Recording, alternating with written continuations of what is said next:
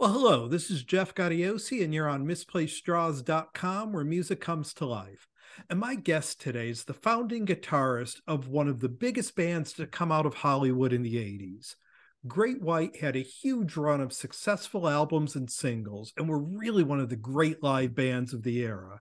The band is still at it. They're about to hit the road with a string of dates this spring, leading up to the Monsters of Rock cruise and M3, including their first stop here in Connecticut in far too many years. Please welcome Mark Kendall. Welcome, Mark. Hey, thanks for having me. My pleasure. And, I always like to kind of start off with the band itself. The lineup now, you got the three core members, yourself, Michael Lardy, and Audie Desbrow. And who Right. else is joining you guys in the band? Yeah, and Scott's been in the band, our bass player. I think we've had 4 or 5 bass players. Mhm. He's been in the band about 14 years. Mhm. Actually, it's funny because our original bass player was only in the band for like 2 years. You know what I mean? It's like the guys that when they disappear, crash and burn, whatever, we bring in another guy, and this guy's lasted the longest, Yeah. 13, 14 years. So that's Scott Snyder, and then our singer is a guy called Brett Carlisle, just greatest singer I've probably ever heard in 40 years. I mean, he's just straight gangster on vocals. I mean, it's unbelievable. I'm actually going to bring him out here. We're writing songs kind of on the internet. And I'm going, you know what? This isn't working very well. I need you in person. So I really am anxious to hear him on some new songs that we have that I've been writing, and we're going to go in the studio. A buddy of mine used to be in Dio for about 7 years and was in a band called World War III back in the day with Vinny Appice and Jimmy Bain and the singer called Mandy. But he has a better studio than my home studio. When I have record something at home, I need 2 guys to come over and bring this certain gear and this.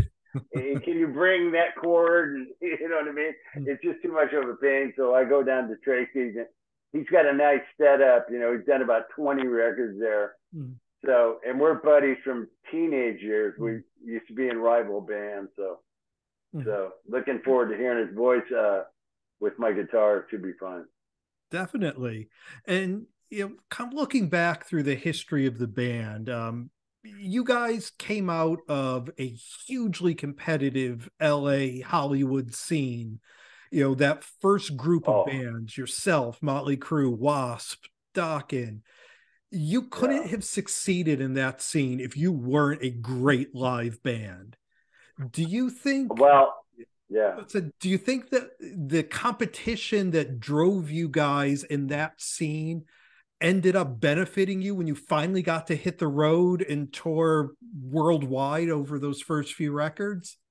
Well, I can tell you that, besides even those bands you mentioned, there were a lot of other bands that were a bigger deal than us. I mean, we were just like, we played Sundays and Monday nights at the Starwood and the Whiskey and the Troubadour. I mean, we really took our lumps for a lot of years, and we got better because we played so much, and we played free a lot. We would play anywhere that it would have us, as long as there's people in front of the stage. And we did that for about 3, maybe 4 years, and just finally somebody who's in the crowd that can help us, but we weren't a big name. It looked like flies' legs. That's how big our name was in ads. I mean, Motley Crue was like huge, and other bands like Stormer and all these, Smile, and it was like, it seemed like every band was bigger than us, So we had a lot to prove, and Van Halen, I saw them when I was 17 years old in the backyard, and they seemed to play every night, and I'm going, we have to do that. I don't care what it takes, but if we don't, take that work ethic, we're never gonna, nobody's ever gonna see it. We got to put ourselves in a good position to hopefully somebody in the crowd that means something, and we better have a good night that night. You know what I mean? And you did. I mean, and as you were preparing, those first two records and the initial demo, you guys made the decision to bring on Alan Niven as your manager, and he really guided you guys. He's got a lot of co-writing credits on your work over the Yeah. years. Talk a bit about the impact Alan had on the band when you first brought him in. Well, for one thing, at least what I got from him personally was mostly from the neck up. Mm-hmm. He kind of, gave me confidence and found my strengths, and I worked with that more than, and also identified my weaknesses, and he kind of did that with the whole band. And he felt, because our first album, we were really just trying to be like Judas Priest or something, It was a heavier record. We were very young, and the Judas Priest and the Scorpions were kind of flying under the radar. I've told the story before, but we, they weren't big commercial bands, and we loved those bands. And our kind of initial goal was, we just want to try to get somewhere near as big as they are, and they weren't big. I mean, they were known with our peers, but not really had a big fan base yet, because there wasn't really a lot of airplay. And so we were really trying to write heavy, and, but my influences were Carlos Santana, Eric Clapton and Alvin Lee and Johnny Winter and, Richie Blackmore. So, but I wasn't doing that. I'm trying to be Sabbath, So, but it didn't turn out. I tried to do it, but it didn't really turn out that way. But, that was our version of trying to be heavy. But what was happening is, when I would noodle around, I would be playing other type, more blues style. And that got Alan Niven's full attention. And I think what clicked in his head was, you should be doing that, not what you're doing now. And so he kind of guided us toward developing into playing from the heart, being honest with ourselves, and that direction. And that honesty translated into more fans. I think there's a lot to say about, when you're trying to be something you're not. I'm not saying that people can totally read that, but they sense something's not right. I would think. I mean, I don't know for sure, but that's my guess. Because as soon as we became honest and just played like, the guys that made me want to improve, just playing whatever came out of my head instead of trying to do some certain thing, it all came natural, and that our audience accepted it, and we gained a lot of fans. Yeah, and that's really the next two records with Once Bitten and Twice Shy, that they just vaulted you guys, platinum records, hit singles, iconic videos. You even had a Grammy nomination in there. Could you guys as a band have been prepared at all for the level of success that you shot to? Well, we weren't at all. And in fact, I was actually a little bit concerned about how long, because we never had a hit in our lives. And the first song that came up, our Capitol Records album, which was the first one, the first single was Rock Me, and it was 7 minutes long. And my argument with Niven was, we're not Phil Collins. This isn't our 18th hit, to come with a 7-minute song. But there was something about that song that you didn't realize it was 7 minutes because of the dynamic. It wasn't like a straight line song that was just like metal bashing for 7 minutes straight, just at one level. It took you here, down here, up here, down, and you didn't even realize it. And also, Alan did something very funny. It was meant as kind of a joke, really. But he with the timing of the songs, every song on that album, Once Bitten, he put 3 minutes and 59 seconds on every song. And nobody realized it, right? So even on the single, we're sending a 7-minute song to the radio, but it said 3:59. I'll bet by the time they figured it out, the phones are already lighting up, and it's just hit. It's too late. Okay, we'll just take a longer break or something. So but it was ironic that we took that big of a chance to come out with a 7-minute song, because somebody brought it to my attention. MTV wouldn't even play Madonna, a 7-minute song from Madonna in MTV. And in fact, we had to edit Rock Me down to five minutes. We did it by re-recording the song, because when we tried to do technical edit, it wasn't working, And I was so worried they're going to take my solos out, because that's usually what happens. If there's an edit, there goes the solo, So, but it all worked out, and so we're thrilled. But it's funny that you say you re-recorded it, because I mean, I was a young teenager then, and that song just blew all of us away.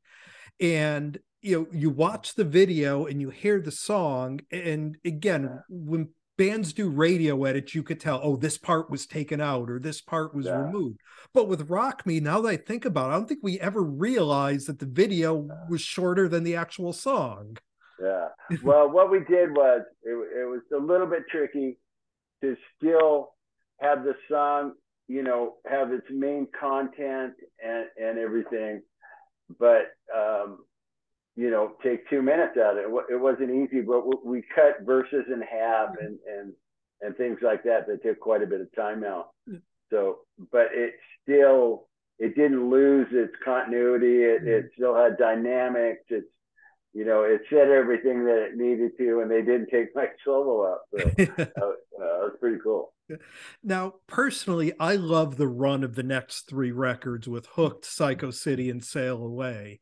I mean, creatively, you guys are still putting out great music, but the scene around you is changing. I mean, you guys are exhausted from being on the road constantly, and the success is getting less and less for every band, not just for you guys. I mean, was there a frustration and a tension within the band as, the success began to go away? I mean, you guys separated with Alan after Sail Away. What was it like during that period where you're still putting out great music, but it's not hitting the way that those previous albums did? Right. We just kind of took it on the chin. We didn't really get down on ourselves. We just continued business as usual. We had to play, 2,000 seaters instead of arenas, but the fans were in front of the stage, and we were packing them in every night and just trying to continue to make the best music we can. And, just keep our energy, we vibrate at a frequency that we're comfortable with, which is being creative, making music, so, and just staying true to ourselves, because that's usually how we always do our best, as not conform to anything that's popular, like, oh, Nirvana's out, let's all go get Pendletons and, trash ourselves or something, So we welcomed them and thought they were awesome. And we just, took our lunch. Some people stayed home. We just went out and played slightly smaller shows with fans that were just as enthusiastic as they've always been. Our fans are really loyal, and that's funny. I noticed, like in Europe or even Japan, they don't really. They're very loyal in the sense, nothing can just swim by and they go, okay, bye. Bye Great White, bye 80s. So we're gonna go to these guys now. They'll go, hey, these guys are cool too, but we're still going to go see these guys. You know what I mean? So I think the fans, we basically grew up with them, and our music is part of their lives. So even though there's a Nirvana that might change the landscape a little bit, it really wasn't that big of a deal as that maybe would be to someone else. we just took it like, I thought it was amazing. I'm going, man, these guys are out there like they don't care, and it sounds great, and they're playing pretty good. I mean, that drummer, David Grohl is just totally handling it, and they had good melody in their music too. Nobody talked about. It wasn't like they were just trashing to be rebellious but have no musical content. It was like, wow, that's pretty cool, man. Like, I like that melody. I like that chorus. I like this part and that part. So to me, it was kind of a welcome breath of fresh air, because I felt like the 80s was getting a little watered down, a little too predictable toward the end, especially. And, everybody kind of started sounding the same, looking the same. So then you got these guys that come in with Pendletons and Levi's and T-shirts and don't care. It was like a breath of fresh air, really.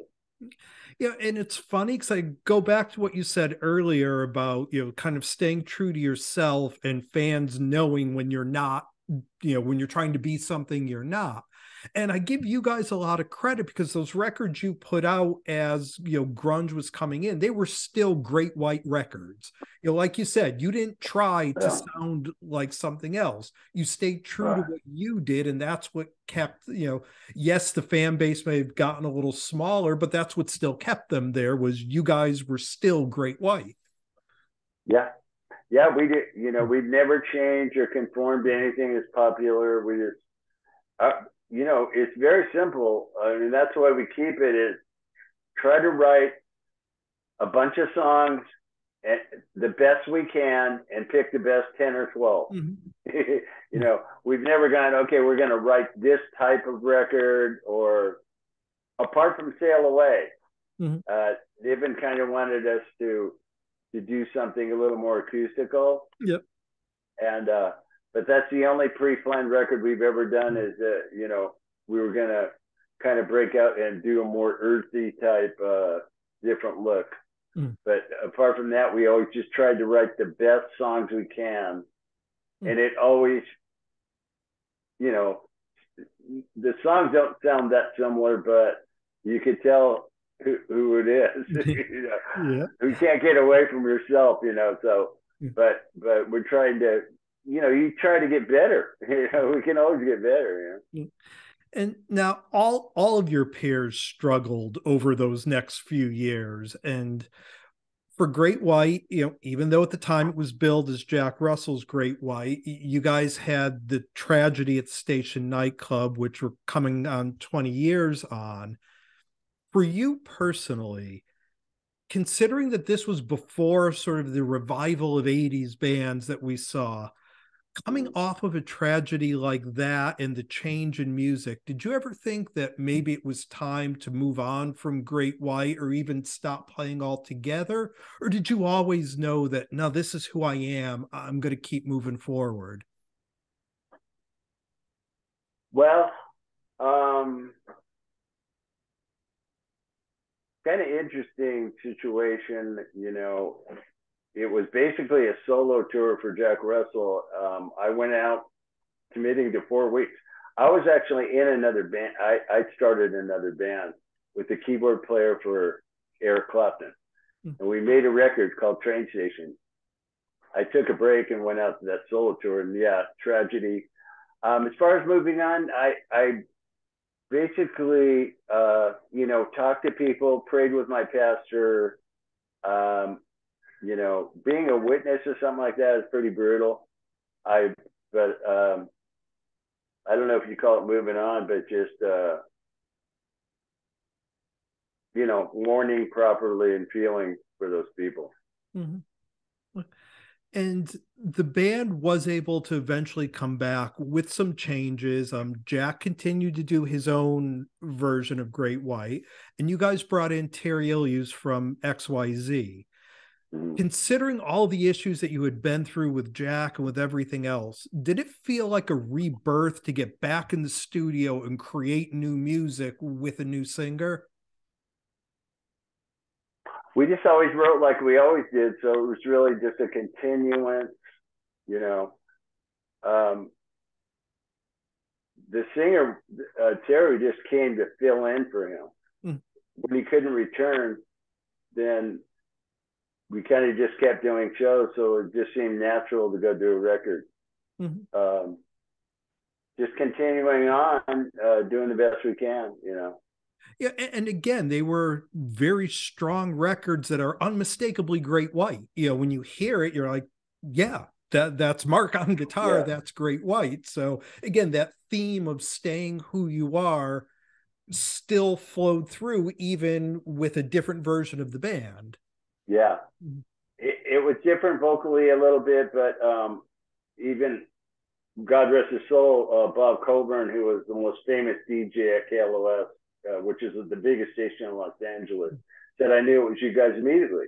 Mm-hmm. The first time I heard it, you know. So, yeah, you know, like I said, it's hard to get away from yourself. You know, when we get together in a room and play together, it just makes a sound just like any band. Mm-hmm. You know, I was telling this journalist the other day, I don't know what it would be like if we emailed our parts to each other, if it would be the same. You know what I mean? Because when we jam, a lot of things happen that weren't planned. You know, that, oh, God, you know, we didn't think of that. It just happened, and we all kind of launched into that part. I don't think a lot of those things could happen, but maybe it would still sound, you know. Yeah. You know, like we always do. I don't know. Yep. And in the last few years, you guys have had some turnover at the vocal spot, from Terry to Mitch Malloy to Andrew Freeman, now with Brett Carlisle. Did you ever worry at all through that maybe you would start to lose the fans or start to lose, you know, credibility as a band with that turnover? Or was it, again, just, we're Great White, we need to keep marching on? Well, in a case with me, I just wanted to get it right. You know, I've been trying to find a singer. You know, with Andrew, I thought he did a great job, but he was in another band. He was in, you know, Last in Line, and, you know, they're doing 2 months of touring, and so we got to cancel shows and stuff like that. So that was just kind of that case. But I thought he was a really good singer. Brett happened by accident, but he's the best singer I've ever heard in my life, and that's, I want to be able to do the best show I can for the audience. When they hear Rock Me or they hear our songs, I want them to know what they're looking at, you know, what they're hearing. You know, Terry sang great, but it wasn't, he didn't really sing our classics, you know. They weren't delivered. Like, look at Foreigner. There's not one original member. Mick Jones doesn't even play anymore, hardly.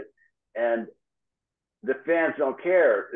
They want to hear the songs delivered, and they do it unbelievable. I went and played with Foreigner. You cannot believe how they deliver those hits. I mean, it is beyond killer. So, and the fans are out there, they're just cheering and freaking out, you know. When we were kids, I knew everybody's name in every band. You know, I knew just everything. It was a very human connecting situation. I think today's generation in general, and even the old schoolers, when they go see a show, they're reliving their younger years, and they want to hear the songs right, you know. And Brett sings our songs absolutely spot on. That's why I cannot wait to do something with him. And, you know, I guess you'd call it, you know, a Mach 2 or 3 or 4 or whatever, you know. I remember them doing that with Deep Purple. Yeah. It was like Mach, you know, whatever. They came out with that Hush song, and then Mach 2, and then Mach 3 with Coverdale and Glenn Hughes. And, you know, here's the thing. I think we can make the best record of our lives. Mm-hmm. I really feel like we have it in us to do that. I'll make Deep Purple my barometer. Mm-hmm. They came out with Burn, one of my favorite records I've ever heard in my life. And I mean, the songs are so good. I'm trying to write the best song of my life. That's what keeps me going. That's what keeps me motivated. I honestly believe I can write the best song of my life. I have to believe that, or I'll never do it. You know, it doesn't have to happen, but I really am putting a lot of effort. I've learned from my past. I the stuff I'm working on right now, I'm so excited about. I just can't wait. I want to record. And now, a couple years back, I talked with Tony Montana, who still plays with Jack, and he Yeah. said he doesn't ever see a time when there will be a reconciliation between the five classic members of Great Yeah. White. As time goes on, we all get older. Do you ever see a chance of, even if it's one show of the five of you getting together? Well, for one thing, we have 14 studio albums, mm-hmm. and Tony played on 2 of them. Mm-hmm. He was in the band literally for 2 years, and he's a guitar player. I don't know if that. I guess you would consider that the classic. I don't know. But it's I really can't envision because of health reasons and stuff like that. And I haven't even talked to Jack or anything for like 13 years. But have you seen him? Have you seen his show? No, I haven't. I haven't seen. Have you seen any videos or anything? Yeah. Oh, yeah? Okay. Yeah. Well, I'll just leave it there. Yeah. Now, I mentioned you guys got the spring tour coming up. Well, I'll catch you here in March on a great lineup with you guys, Stryper and Steven Adler. What can fans expect from the 2023 Great White Live show? A lot of unexpected things and everything they want to hear with a lot of energy.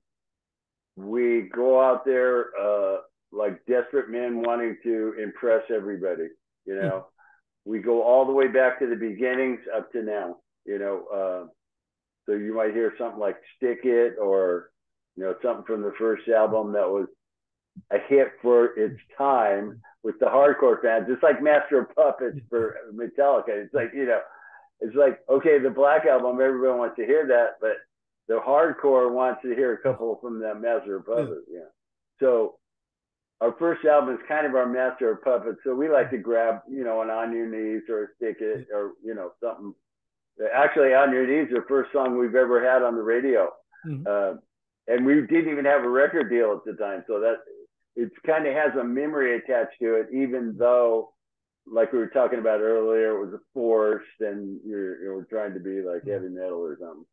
But so we give a little bit of that. There's some jams, that we don't know what's going to happen. So it's unplanned and making it exciting for us. We bring the crowd into the show. And then all the hits that they've loved for years and, been loyal to. And, I hear story after story after story about where people were when this song came out and that song came out, So, and like I was saying earlier, we basically grew up with our fans. We were kids when they were kids, and we're all still here. We're still playing, and when we get together, we usually have a great night. Yeah. Well, we've been spending some time here with Mark Kendall of Great White. The band has a string of dates coming in the spring. You guys will be on the Monsters of Rock cruise. You'll be at M3. And I can't wait to catch you here in March. It's been such a pleasure talking to you, Mark. Thank you so much for taking the time to do this. Awesome, man. I really enjoyed it, and looking forward to seeing the fans in Connecticut.